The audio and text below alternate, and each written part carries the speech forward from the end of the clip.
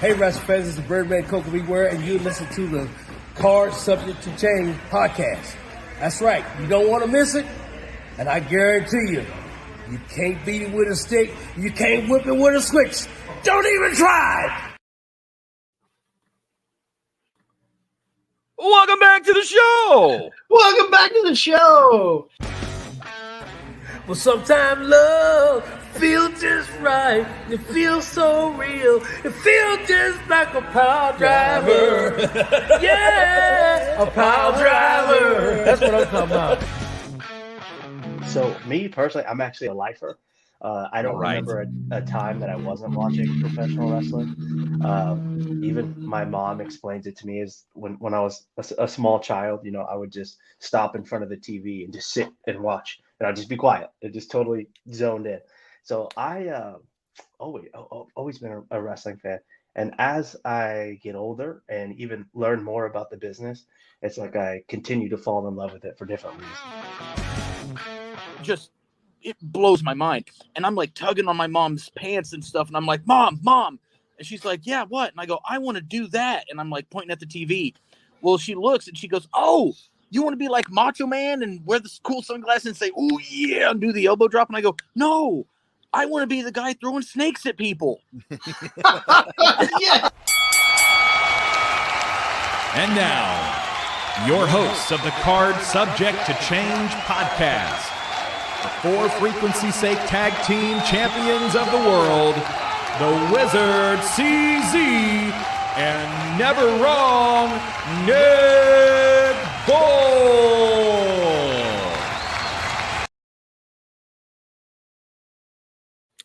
Hello, one and all. Welcome back to another exciting edition of the Card Subject to Change podcast, the podcast by the fan for the fan. Of course, I am your host, never wrong, Nick Bull. Joining me is my co-host, the co-champ of the For Frequency's Sake Network, tag team champion, the Wizard CZ. Wiz, how you doing? Man, I got to be a horseman for a couple minutes this weekend, so I'm feeling pretty damn good. Good. It's very important that we talk about this chance that we are the co-champs of the For Frequency's Sake Network. This next interview, of course, is a non-title match. There's no way we're putting up the belts right now against our guest today. For sure. This is a non-title match, so we'll be walking out with our titles today for sure, right, CZ? Absolutely. We're not giving those belts away this time. No, not this time, especially with our guest today. He is one half of the tag team known as The Hype. We, of course, have experienced him firsthand by watching some Dreamwave shows together. But we are happy to have in studio today the one, the only Hunter Holdcraft. Hunter, how are you doing? I'm doing fantastic. How are you guys doing today? I'm doing great. He's repping Dreamwave, man. I love that hat, too. That is a slick-looking hat. Thank you. Thank you very much. Well, thanks for coming on the show. We really appreciate you. We've been wanting to get you on here for quite some time and talk wrestling with you. And we'll start off the show like we do most others. I asked every wrestler the same question. I'm going to ask you the same question. What got you into wrestling? Why pro wrestling? Why pro wrestling? I just remember being a kid. I've had family that watched wrestling, so I just kind of grew up around it. So it just seemed kind of normal. I talked to people outside, and they're like, "Oh, professional wrestling," and I'm like, "Yeah, professional wrestling. It's just like another part of my life. You know, it's really just not.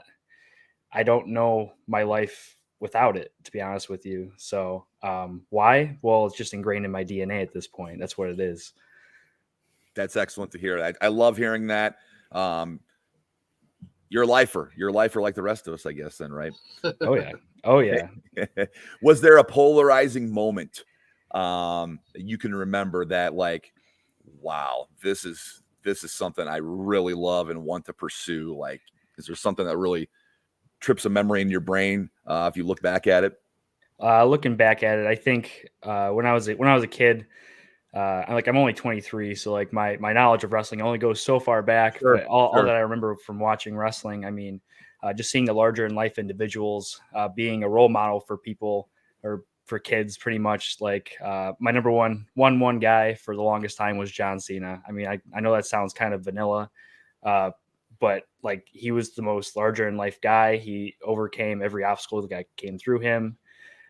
Motivated individuals around him. Just was just a big influence on the type of personality that I want to be inside the ring and even outside the ring in real life, to be honest with you. So that was probably one of the biggest things. So just him in general, like the aura that he brought and who he was and the personality and what he taught people, not just, like I said, not just in the ring, but what you can do outside of it as well. So talking about John Cena, is there a favorite moment or match of his that you really gravitate towards, that you can go back and watch it over and over again? I mean, there's a couple of them. I think the one match, even though like he never came out on top of, but how he kind of carried himself before and after was Money in the Bank 2011 against CM Punk. Yes. I mean, that's a very, like, everyone talks about that match, even to this day, especially when Punk came back to WWE not too long ago. Everyone talks about it, the pipe bomb, this, that, and the other. But I think I always looked, because John Cena was my guy. So I always looked at how he carried himself through those times, like how he conveyed himself to the crowd. And he just kind of stayed the same guy, no matter if they were against him in Chicago, he stayed the same guy. Afterwards, when CM Punk left, he stayed the same guy. Just no matter what was thrown at him or when people turn against him, like he just kept his head straight and just kept his eye on the prize. And that was just getting the WWE Championship again. So like, I think that was a really big defining moment, even though no one looks at him during that time. Everyone looks at CM Punk during that time. It's how he carried himself after that. Hunter, it's great that you mentioned that. John Cena had an incredible run during that time. I think, you shed a light on something. Like everybody focuses on Punk and that pipe bomb in that match, but really, Cena held up his end of the bargain too to make that rivalry, feud, match, whatever you want to call it, as special as it was. Yeah. He was a part of several of those during that time. Like Cena was such a constant for such a long time. And I think we don't give him enough, give him enough credit for the run that he had and what he did for the time that he did. And I mean, during the time, like right now, like he just announced his last year. So like everyone's going back and looking back at it and being like, okay, what has he done other than the 16-time world title reigns, this, that. That was one thing that stood out to me. No one really talks about how he was just very consistent with being a role model. I'll keep going back to being a role model because that's what I want to be. If I learned anything from watching wrestling as a kid, it's like he was a big role model for me. So I want to be a big role model for others. That's kind of how that's how I look at it now. So on that role, you're only a few years into the business. Let me ask this first. Who, as you were coming into being a professional wrestler, who was your role model? Like that you actually worked with? Who was your role model in the business as you're coming in? Man. I mean, my 2-year mark's coming up here soon, so I haven't really been in here for very long.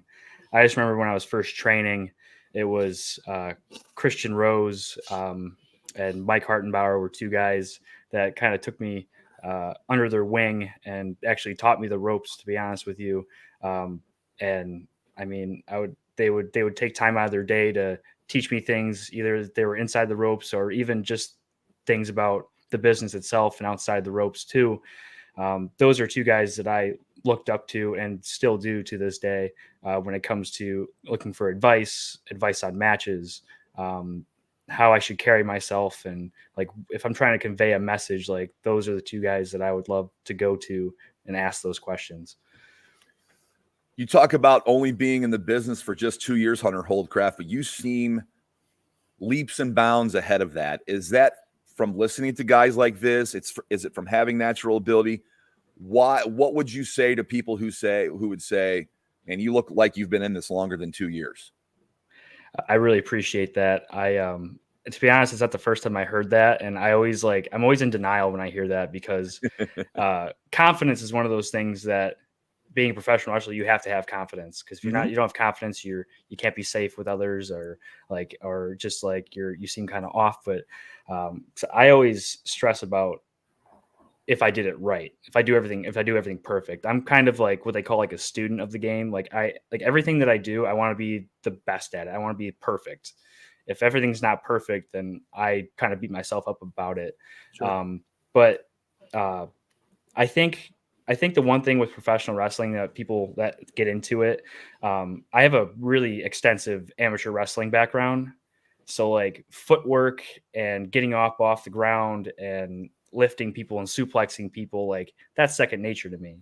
The part that I have been working on for the past year or so has been the charisma, like taking my moments, taking my time, engaging with the crowd, things like that. So I think what makes people think that I am leaps and bounds ahead of 2 years of experience is just having the natural ability of kind of a ring awareness. I think ring awareness and the visuals that I give off and the being able to do moves, like that's half the battle. The other half of the battle is trying to connect with the crowd. And that's the part that, like I said before, that's the part that I have been focusing on. And I'm still trying to get that part down. But like I said, I'm a perfectionist, so I'll probably never be perfect, but I think I'm almost there.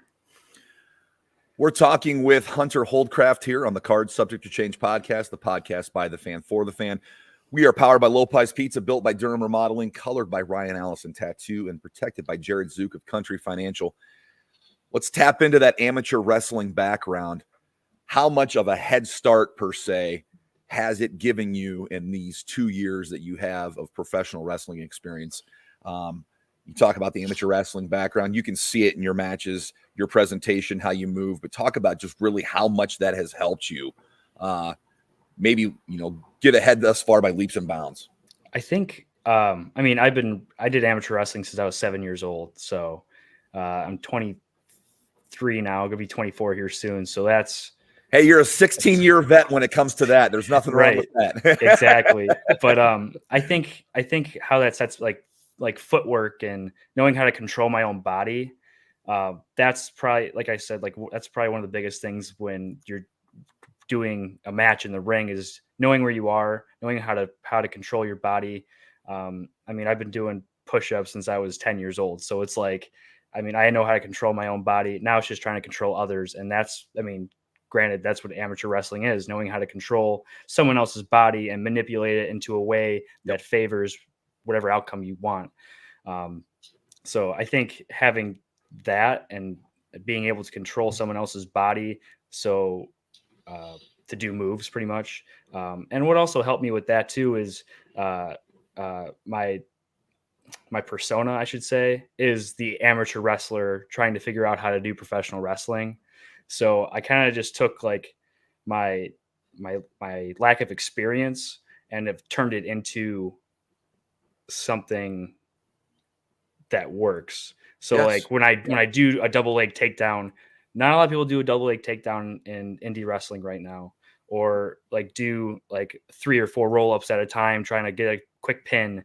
Like that's amateur wrestling stuff, and not a lot of people do that. So like that sets me apart from a lot of people that are in those shows. So I think it's just, I bring something different to the table, and everyone likes something different every single match. So I think if I get better at that, as well as getting better at the other things that people can constitute as professional wrestling. So like more of like the typical grapple and strikes, big moves, like kicks, stuff like that. Like I'll get that later on, but if I stick to what I know now and then make it a little bit extra than what it would be in an amateur wrestling match, like I think I've been doing a pretty good job at that. I think you're in a great spot currently, because I think any time in pro wrestling, when stuff from amateur wrestling is brought in, I feel professional wrestling fans as a whole, welcome that with open arms and like, okay, he's incorporating something from the amateur wrestling. We like this. We can get on this. I think that's why Kurt Angle was such a big hit. So when I first started training, like that's like I knew what I wanted when I first started training, and was to do this merge of amateur wrestling and professional wrestling. And first guy I look at, Kurt Angle. What does he do? So I studied him for hours and hours on end. Like I would in breaks when I was at college, like I'd be doing my homework on one screen and have a Kurt Angle match on the other screen. Yeah. Just that's all I would do is I would watch Kurt Angle. I would watch Chad Gable.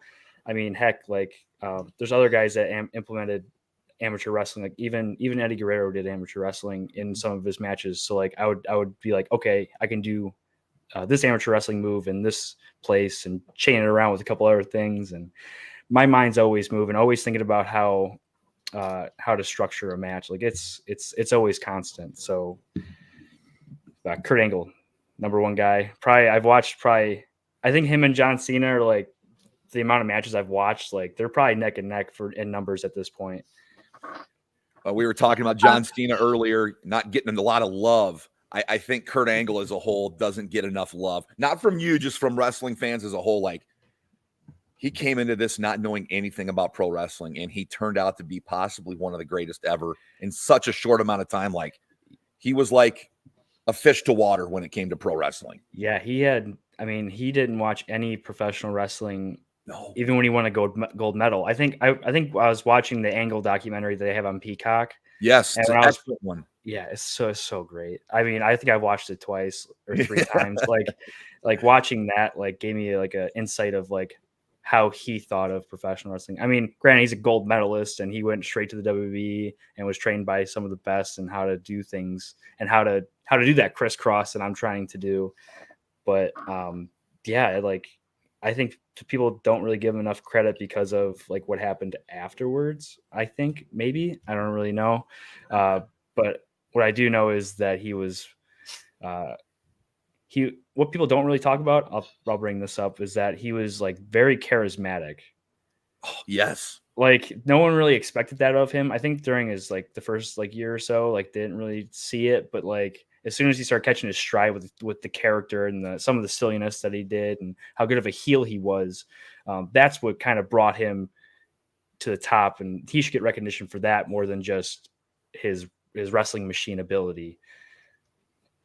You said it there about how a guy who was so serious all his life, so serious in training, so serious in his work, but when he was able to accept being silly just a little bit, he was gold. He was absolute gold. CZ, I know you feel the same way, like the stuff he did with just Edge and Christian per se, and just how over the top, silly, stupid at times he was, but it just made him even a better character.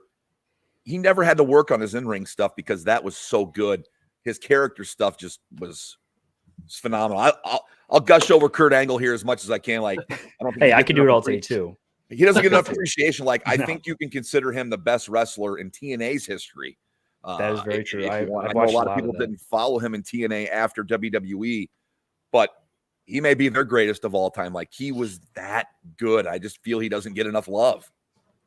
Yeah, I mean, I'd watch, like, when it came to film study, I would watch not just Kurt Angle's, like, I think I first started with, like, his TNA run for, like, knowing how to work in the ring, because he did a lot more in-ring work than anything else in TNA. So if I started there and see how he meshed amateur wrestling and professional wrestling when he was at TNA, then I can watch his WWE stuff later and kind of get a feel for, like, how he brought in his charisma. So, yeah, like I said, like his TNA run, really underrated, I think. Yeah, we're talking about amateur wrestling and how it's helped you, how it's helped people like Kurt Angle. Something that would really put your amateur wrestling background to the test. I want to take a moment and acknowledge everyone who's tuned in live right now, because we have a first in my memory of the podcast. Hunter, someone has challenged you to an Iron Man match. In the comments. In the comments. Who's this? This DL Reyes.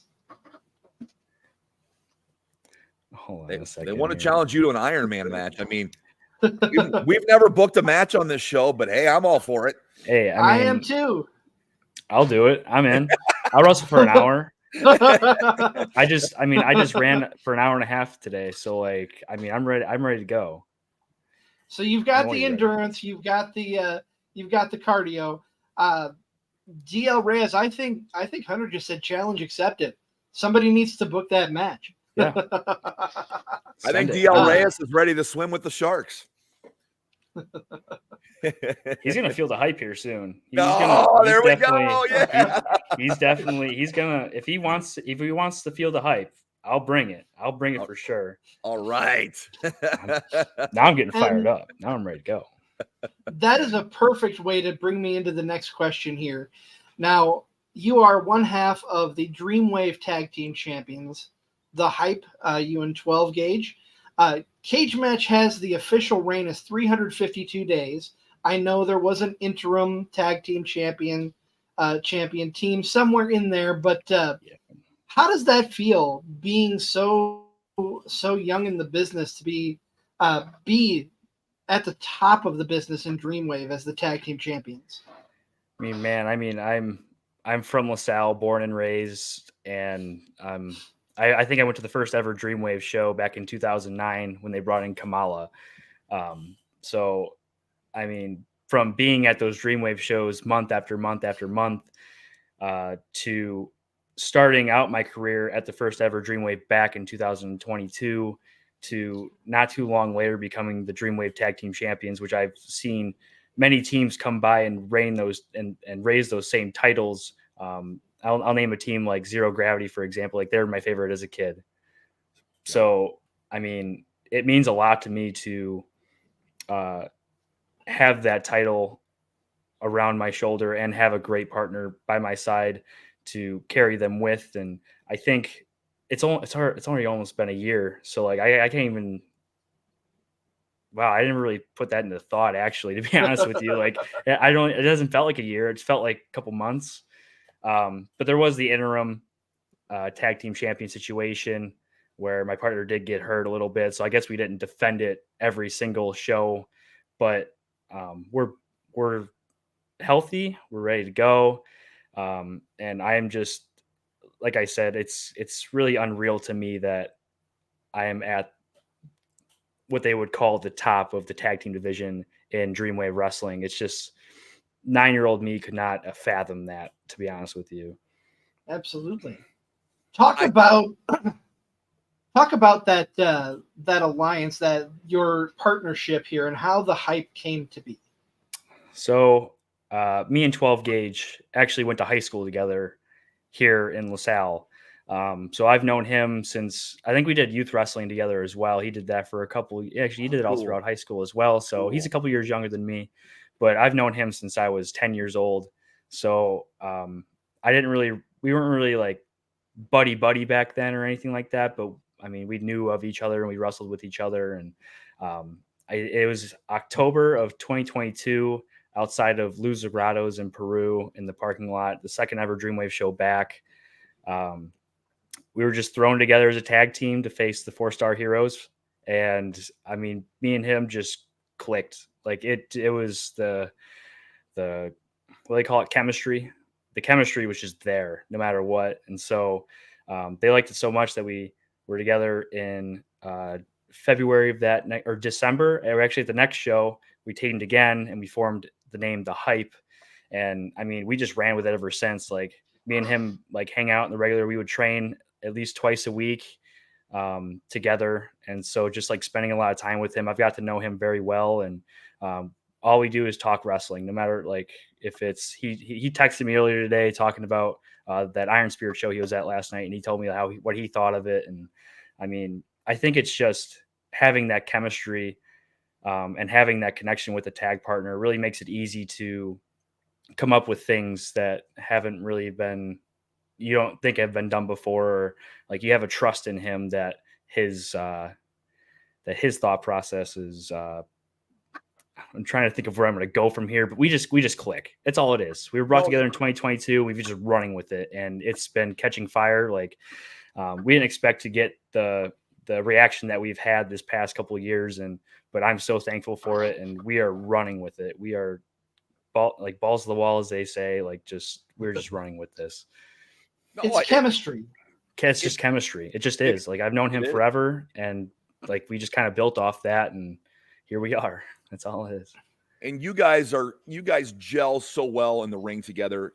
You look like a team that's been together for much longer than that. And I think that's over half the battle. Tag teams that get put together, they may look good, they may sound good, but they don't have that chemistry, and it shows. But you guys, that doesn't show. You guys flow together, gel together so well, and I think it's an attribution to you guys both for you guys both like hit the ground running with this. It just shows that you guys really care for each other, and it looks like you've been together longer than 2 years. Thank you. In my opinion. Thank you. Yeah, I mean, and also too, like, our styles are different. So like Yes. whenever you get a match with the hype, you're gonna get the amateur wrestling of me and my strength to catch and throw, and then his ability to be quick, fast striking, running around the ring. He's kind of a spaz sometimes. He's everywhere. Like, you see that in our entrance. Like, if I did what he did in our entrance, I'd be blown up like first minute. So like, I mean, just him having the energy. He brings the energy, and then I bring like pretty much the brute force, pretty much, you know. So it just, that kind of chemistry, you don't really see that anymore. A lot of these tag teams have like the same type of style, but I think us having this kind of dynamic really sets us apart from other tag teams, and that, along with the chemistry, just makes it work. I look at it this way: 12 gauge has the flash, you have the sizzle. I like that. I like that a lot. And I'll tell you what, with the hype, and I was wanting to get to this later, we'll get to it now. I think you guys really took off when you found a good dance partner in Wasted Youth. Those series of matches you guys had tore up Dreamwave over the course of those months to determine who was the interim champion, who was the real champion. I think you guys have the chemistry, but you found the chemistry with somebody else, and you guys in Wasted Youth made some magic. Yeah, we definitely did. That June show last year was like, sure, me and Gage were tag team. We're doing shows where, like, here and there. We were traveling a little bit, but it was that match that kind of gave me the confidence in our tag team for sure that we can hang with those guys, because those guys are 100 miles an hour all the time, you know, like move. And to be honest with you, when that match was announced, I was kind of like doubting myself a little bit. Like, can I actually hang with these guys? I'm so new to everything that, like, can I actually hang with these guys? Can me and Gage like pull things together to either compete, as in like entertain as much as these guys do with their high flying moves and their destroyers and their Spanish flies and whatever else they do. But that match, when it was all said and done, and we got all the praise in the locker room, we got all the praise on social media saying, like, you guys stole the show, like that was match of the year, all of that, like that gave us the kick that me and Gage needed to like run with whatever we were doing, no matter if we like lost that match or not. Like something was born that day that I think we've been like holding on to for a while. And even if it was that match or the following match in August when we won the tag team championships, like those two matches, I think are like a defining moment in my career so far. And like, it's a defining moment in the Hype's career so far as well. Like those, I have nothing but good things to say about Marcus and Dylan. And like, I just remember being there that day. I don't mean to go on a rant for you guys or anything like that. That's great. Okay. I just remember being like getting ready for that show, and me and Gage go to talk about this match, and we were talking about it for weeks ahead, because like we were watching their film, we were seeing like what can they do, what will they do, what do you think they will bring up, but just putting it together was so easy, surprisingly easy, that like I said, afterwards, when it was all said and done, everyone said that we stole the show. Like that just gave me so much confidence, and I've just been riding with that. Like it's like thinking about that right now just gives me goosebumps. Like I am riding like now my gears are turning right now. Like, wow, yeah, like such a great 3 matches that we've had together, and hopefully we get to do that later on in the future too. But I know Marcus is doing well in the alternative title division. He actually is facing for the alternative title here in 2 weeks in a 4-way. So like he's Mr. IWTV. He's the like, what do they call him? The prodigy, right? I think so. Yeah, so, and he definitely is. Like he thinks he lives, he breathes wrestling, and I definitely learned that day for sure. I was at that first match that you guys took on Wasted Youth in June. I missed the August match, but let's talk about the third and final match that you guys had. A unique ladder match at the Knights of Columbus in LaSalle, where the ladder or the belts were perched over the aisle. That's unique. Haven't seen that in wrestling. Usually they're over the ring, but with the venue and stuff, I think it added the dimension to your guys' match. Talk about the setting of that match 3 and how it went down for you guys. I mean, that was an incredible match. Thank you. And well, for when it was first announced, usually at Dreamwave when they would do TLC matches, it was pinfall or submission with foreign objects. Like that's how they used to do it. But J-Rep came over to me and he was like, I have an idea. And I was like, what's this idea? And he goes, I want to suspend the belts. And I said, the Knights of Columbus is pretty short. But he brought up the idea of doing it in the aisleway. And my first thought was, I'm gonna have to climb a ladder all the way up to the ceiling. Like I'm not a heights guy. I'm not really one with heights. So like I was like, being up on a ladder, like fighting in an aisleway, and there's all there is just a concrete, or not concrete floor, but like hard flooring on the bottom. Like a lot of stuff can go wrong. So but like that decision was not made until like a couple of days prior. And so when I walked into the building and I saw the titles hanging above the aisleway, I was like, oh boy, here we go. If you notice throughout that match, like I don't climb that ladder until the end for a good reason. Make your trip count, right? Yeah, for sure. For a good reason too. Like I'll throw someone through a table. Like someone will throw me through a table. I'll get hit with chairs, but you get me on top of a ladder and you're like, okay, it's shaking a little bit. Like that kind of freaked me out a little bit. But I'm be honest, like that match went together so smooth. Like I said, like us, me and Gage and Dylan and Marcus had like this, like even though we didn't really talk for a long time, like when we got together for this match, it just clicked. Like it was really easy to put together. Like we're all just like, okay, what are the coolest things that we can do here? And we want to steal this show like right out of the gate. And I mean, like I said about the June show after anniversary, like afterwards, they were all just saying like, you guys stole the show. You guys did awesome. Like that was the match of the night, this and that. And I'm like, yeah, that's awesome. like that's what we wanted. And that's what happened. And mission accomplished for sure. Like that's what we wanted. And that's what happened. And I could not be any more happy with it. So like, it just like proved that we had a good chemistry and we had something really good there. And I think it was a nice cap to the trilogy that was the Hype versus Wasted Youth.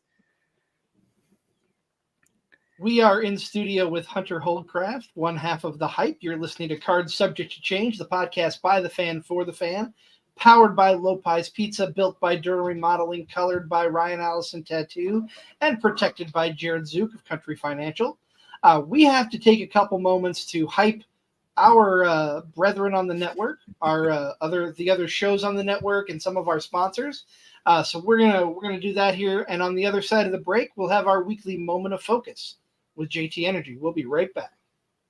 Football season may be over, but for frequency's sake, still has you covered for all your sporting needs. Tune in every Sunday when the best professional wrestling podcast around, Cards Subject to Change, gets you caught up on everything inside the ropes. They won't miss a count with weekly analysis and interviews. More into auto racing? We've got a double dose for you on the track. Tune into Fast Money with Rod Villagomez each week and win some money with the quickest bets in all of sports. Want more insight from Pit Row? Check out the Green, White, and Checkered podcast where they give their insight on everything happening on and off the track. Need your basketball fix? Points in the Paint has you covered with live shows every other week looking at everything in the association. Backed by popular demand, we have the return of The Payoff Pitch, FFSQC's baseball show, covering you on news around the MLB. If you're missing football, don't fret. Mark and Dan still have you covered in the football lounge. Missing Joe Winkle? Probably not, but he's still here talking sports on Educated Ignorance. Football season might be over, but we've still got you covered. For frequency's sake, you know what we mean.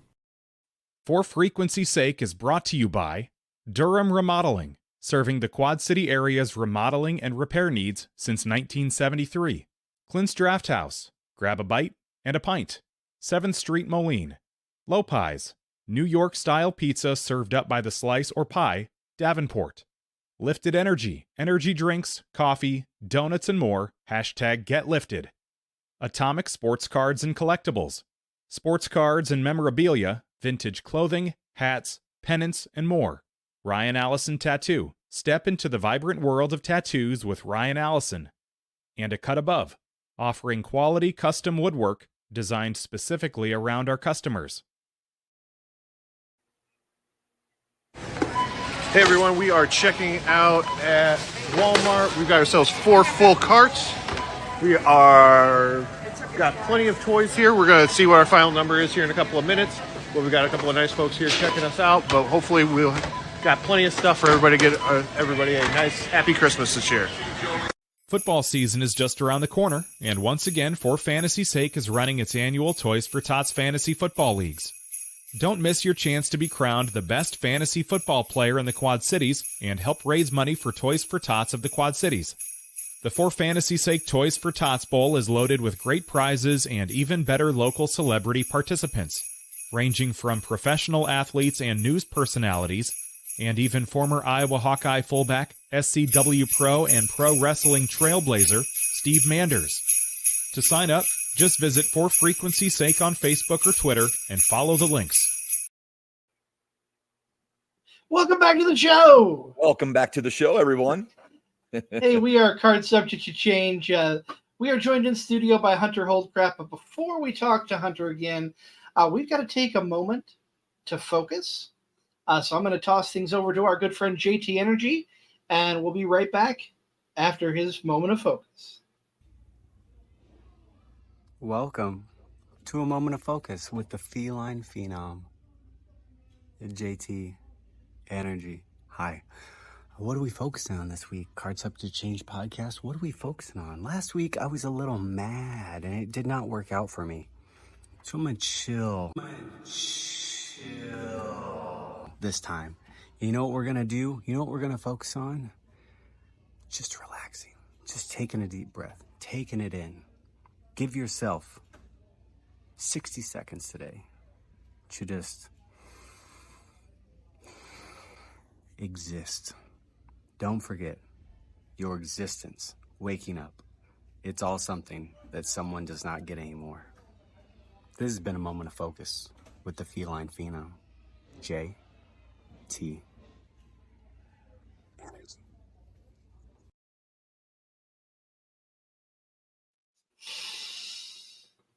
I'm taking my 60 seconds to relax here. That was very, very therapeutic. I'm not gonna lie. I'm relaxed. We are with Hunter Holdcraft here, one half of the Dreamwave Tag Champs, The Hype, and you're listening to the Card Subject to Change podcast. I want to ask you, Hunter, now that you guys are the champions, you've had this great feud with Wasted Youth. Who's the biggest threat to your guys' titles now in the Dreamwave landscape? And it's a constant changing landscape because you never know who's going to be coming in or leaving as a tag team. Right. Yeah. I mean, there's been a lot of new tag teams coming in these past couple of shows. I know Bang & Matthews, they're a really good team. They're Chicago based, and they have a really unique dynamic, kind of like me and Gage do, but they're more how do I say it? They kind of use each other as a catapult. Like that's pretty cool. How do you defend against that? That's the one thing that me and Gage are going to be having to think of. Some hope. I mean, maybe sometime here soon. I know Violence is Forever, who we defended against in June. That was a really tough match. We barely skated out with that one. So, I mean, I wouldn't doubt if they stay on a winning streak these next couple of shows, if they get another shot. And even just focusing on in 2 weeks from now, main event, like it was their first match at Dreamwave in June. And we're facing them on August 3rd. And I mean, they have a really, like I said before about Bang & Matthews, they have a really neat dynamic where they're pretty much like the circus, I believe. So like that's a really neat offense that trying to find some counters to is going to be pretty tricky. But I think me and Gage have a pretty good game plan so far. I'm sure me and him will get together and talk about that a little more. So, I mean, those are just 3 teams that I think are going to be around for a little bit in the Dreamwave tag team division that'll be like coming after our tag team titles. So we just got to be ready for anything, anybody, and any team at any time. So, I mean, I'm sure me and Gage are more than capable of taking care of ourselves in any of those situations. But those are just 3 teams that I believe will be coming after our tag team titles here soon. Sure. So I want to ask you a question that I bring up every once in a while. The saying is iron sharpens iron. And I want to know whether it's in a singles match or whether it's in a tag match, who have you been in the ring with that really has sharpened you and brought the best out of you? If I can not stumble over words. Okay. Well, I mean, one of my both my mentors, Christian Rose and Mike Hartenbauer, those are some guys that challenged me. I've had a couple matches with each of those guys, and like even though those are a lot of teaching moments, like I have to be on top of my game to kind of prove to them like where I started out and where I'm at now. Another match that, I mean, tag team wrestling, Wasted Youth was one of those guys for sure. Iron sharpen iron. They really shaped us into who we are today. I'm trying to think of somebody else in the past little bit. I had a match with, I don't know if you guys know him or not. I think he's from Ohio, Damian Chambers. He's a guy, I faced him a couple months ago, and he's one of those guys, like, I felt like I had to be on top of my game to wrestle him. And it was one of those matches where like we just went like strike for strike, move for move. And I think I came out of that match a lot better than I was. So, I mean, those are just a couple of examples of people that have really brought the best out of me this past year and a half or so. But. Hunter, I want to ask you about the current wrestling product. We are kind of in an unprecedented time of wrestling, maybe since the Attitude Era, where wrestling is so hot. You know, wrestling is cool again, although it's always been cool with me. To the masses. Anywhere you look, there's great matches going on. There's great stories going on. What are you watching on the bigger level, like the bigger guys, WWE, AEW, TNA? What's catching your eye? What's got your interest? What don't you miss right now? Man, when I first started getting back into wrestling, I had a little bit of during high school, I was really busy with sports and everything like that. So I wasn't able to really catch a lot of pro wrestling at the time. I started getting back into it around my senior year of high school, which was about six or 7 years ago. And WWE was the product that I would watch. There really wasn't anything else, but I know I would watch Being the Elite on YouTube, and them starting up AEW. And I was like big AEW guy. I would watch AEW every week. I'd watch every pay-per-view. Like they would put on great matches. They had great stories. But over time, I kind of widened my horizon on what I watch. I kind of watch a little bit of everything. So I'll catch a Dynamite. I'll catch Dynamite almost every single week, and I'll watch the pay-per-views of AEW. But I always check up on WWE for sure. So like I kind of watch almost all of it. So it's mainly AEW and WWE. I don't really catch a lot of TNA that often, but I mean, the more I can, like I said, I'm a student of the game. I'm a sponge. I soak in everything. So whenever I get a chance to turn on a wrestling show, whether if it's Monday night and I'm watching Raw, if it's Wednesday night and I have some free time, I'll turn on Dynamite, or Friday and Saturday. And I mean, there's wrestling every single day of the week. So when it comes to the landscape of professional wrestling right now, there's so much content, and I want to soak up almost every single moment of it to kind of learn. I think sometimes I take myself out of like enjoying it because I'm so busy trying to learn it, and that kind of takes away some of the magic that's in professional wrestling. So Sure. Usually a show that will actually like suspend my belief is going back and watching some of the older stuff, because I know right now, watching some of the current product, I kind of think of to myself, I want to be there. So what do I have to do to stand out if I were to get an opportunity somewhere like AEW or WWE or Impact, or sorry, TNA, sorry, they changed the name, but we know what you meant. right. So it's like I'm kind of watching the entire landscape, like for storyline wise and being a character. Like WWE is like where they do that, and when it comes to like matches or like technical wrestling, I'll watch certain guys in AEW for that. But like, I just want to watch it all. I just want to watch it all for sure. So who would be? Oh, go ahead, CZ. I was just going to follow that up. If someone were to walk up to you with a contract right now, where do you see yourself fitting in most? AEW, TNA, WWE, where do you think is going to improve your skills and where you'll be the most valuable to right this moment? For value wise, I mean, all these different shows have all these different aspects of wrestling. Like I said before, WWE focuses more on the charisma, while AEW focuses more on the wrestling aspect of it. It's where would I see myself fitting in better? Probably like today's Ring of Honor, probably an AEW, that kind of umbrella. But I went to SmackDown when they were in Chicago, and seeing everything that goes on there really kind of made me think like maybe that's the end goal. Like, is that like, I'm still trying to figure it out. Like I said, I'm only 2 years in. I just want to learn the ropes, learn every aspect of it that I can. And if I do get an opportunity, I'm going to take it for sure. So like, I'm not very picky, but if it were to come in like how young I am and for what I'm able to do, like, I think I would thrive more in like I said, today's Ring of Honor or some sort, if that makes any sense. What would be a current dream match of yours of the tag teams that are out there on, the big guys of the WWEs, the AEWs? Who would the hype put on a wonderful match with if you guys got booked with this team? Oh man. When it comes to like how our dynamic works, and other dynamics that are out there, like I think me and Gage would spare well with like more of a high flying team. So like you would think of like some that are compatible to Wasted Youth.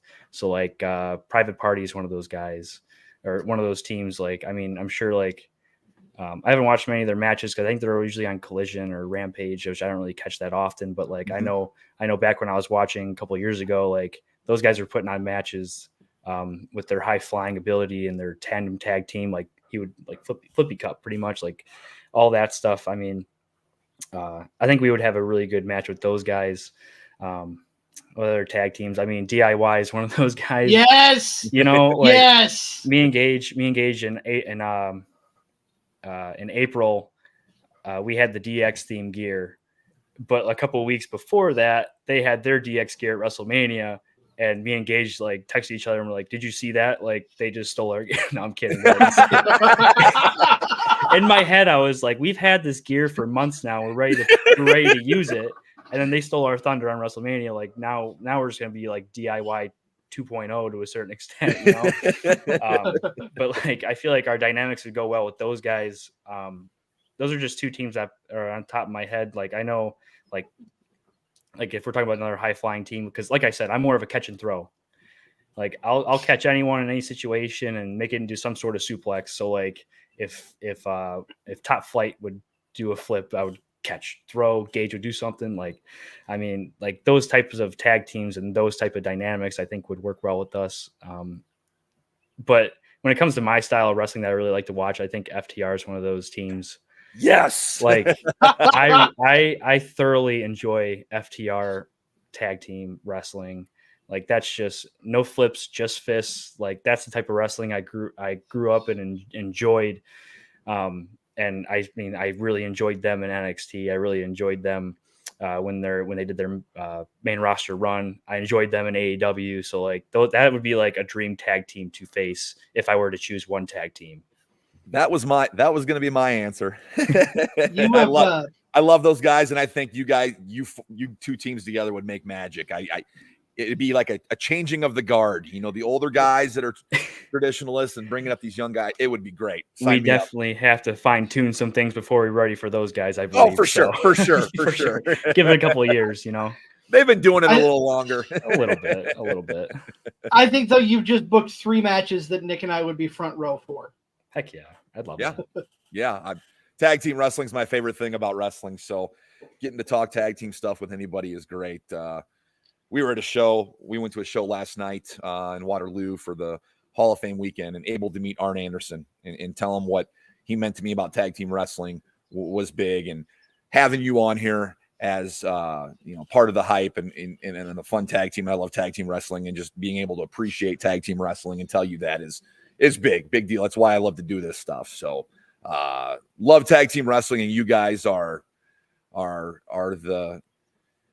the bar, so to speak. Hey, how about you guys against the bar? Really Sheamus one and Cesaro. That'd be a great one, right? When they were doing the best of 7 and then they became a tag team, like I was watching every single match, and then when they became a tag team, the bar, like those matches that they put on were just awesome. Another great dynamic of a tag team. Mm-hmm. If you would have told me when I first started out that I'd be mainly focused on tag team wrestling, I would not have believed you, because I was never really a big tag team wrestling kind of guy, other than Degeneration X, of course. But like the more, like I said, I'm a student, so like I would watch matches, and I would watch old tag team wrestling and stuff like that. And it's a totally different art than a singles match, and I kind of appreciate it a little bit more. So I mean, yeah, I just love tag team wrestling now. It's almost everything that I watch now. When it's done well, my argument with tag team wrestling is this: you've got 4 moving parts working together, mm-hmm. and when it's done well, it's a thing of beauty. Yep. And I think oftentimes it's better now, but in a few years past, the art was lost. It was more about going out there and maybe trying to advance a story, not having a good match. But now you're having great tag matches constantly in any product that you watch. And I think it's a testament to, you get 4 good guys together and they work. It's absolute magic, in my opinion. Yeah, it's definitely an art that not a lot of people think about. They just think about one-on-one wrestling, but like tag team wrestling, like you're working for a tag. Like it's definitely a different dynamic to a match that creates a lot more drama. Mm-hmm. And I wouldn't say it's easier because there's 4 moving parts, but like you can create a really good story just based off a tag. Like, yes. And if that's the base, like look at the heights that we could probably take it to, like take it even further than just working a tag. So it's definitely, I mean, for crying out loud, R-Truth got a hot tag in a Royal Rumble match. I mean, have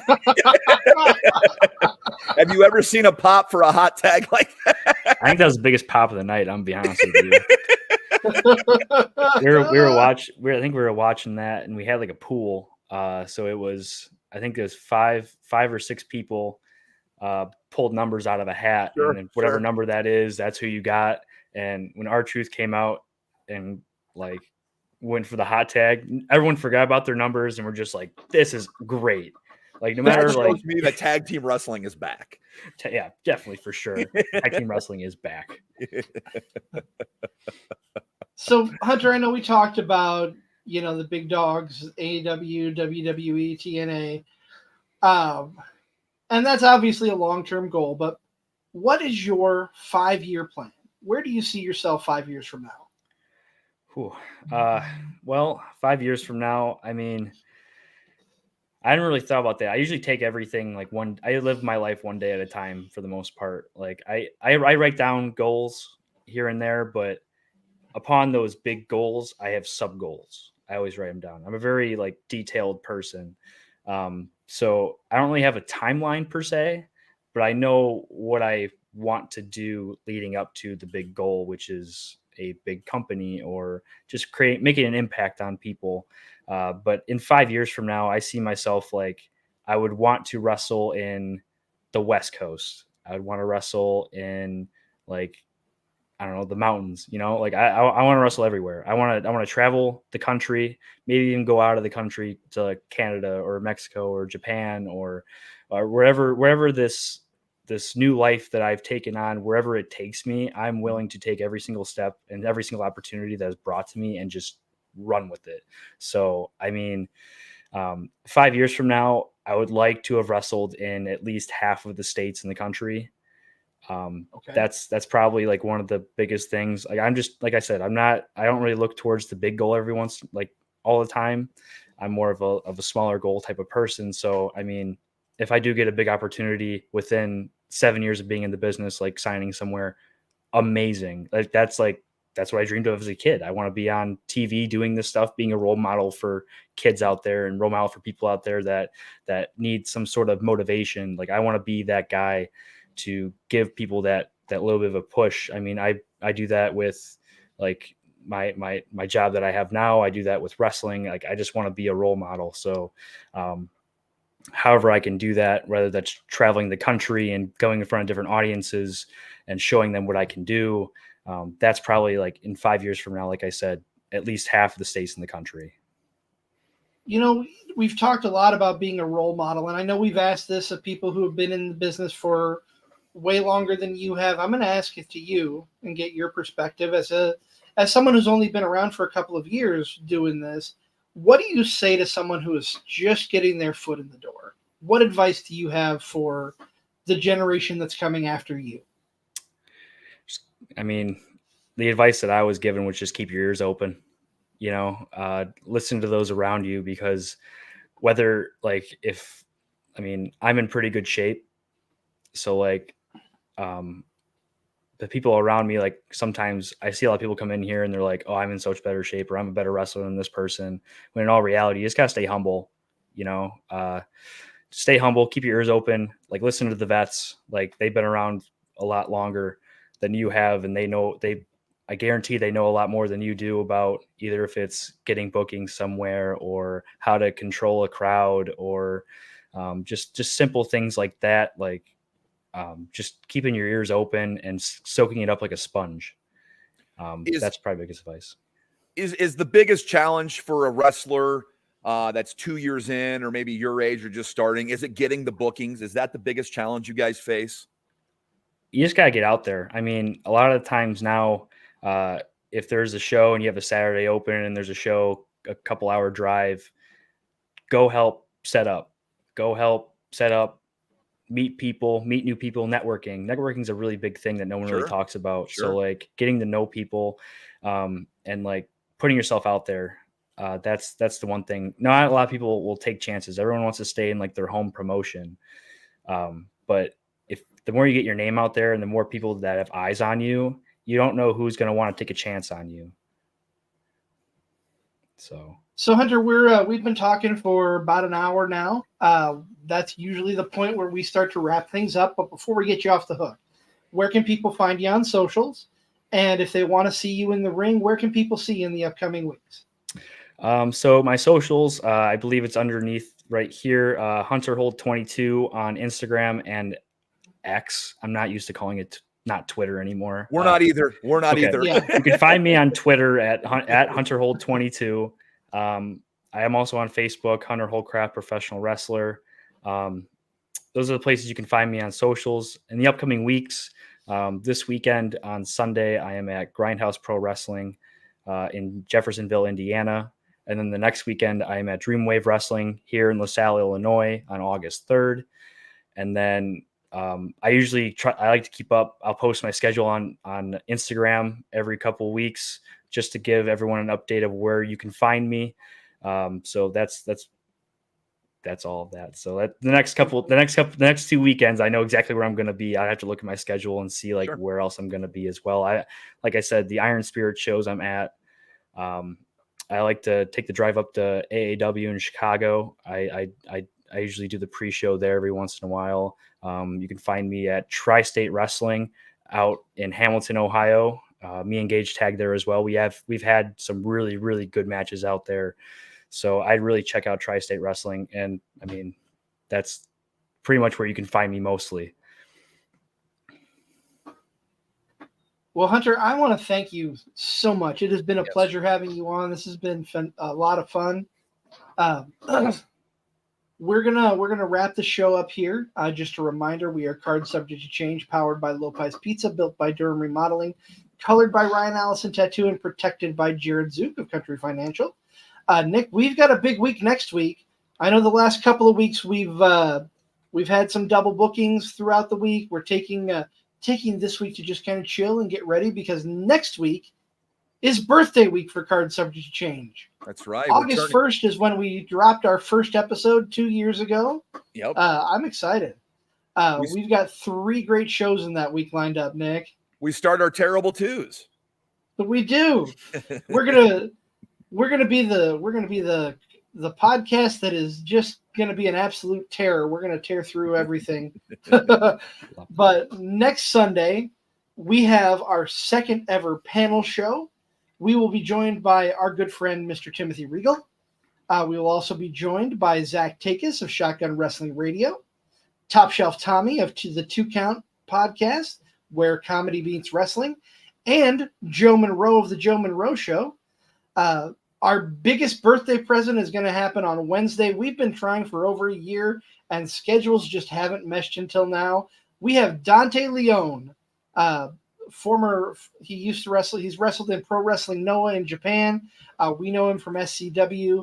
I know him from Iron Spirit Pro. I've seen him there as well. Really excited about that. And then the following weekend is SummerSlam. And we've got a couple of guests coming on to review SummerSlam. And the last time we had Jared Thumb in the studio, the show was almost taken over in the comments by our good friend JT Energy. So we figured, let's bring them both on.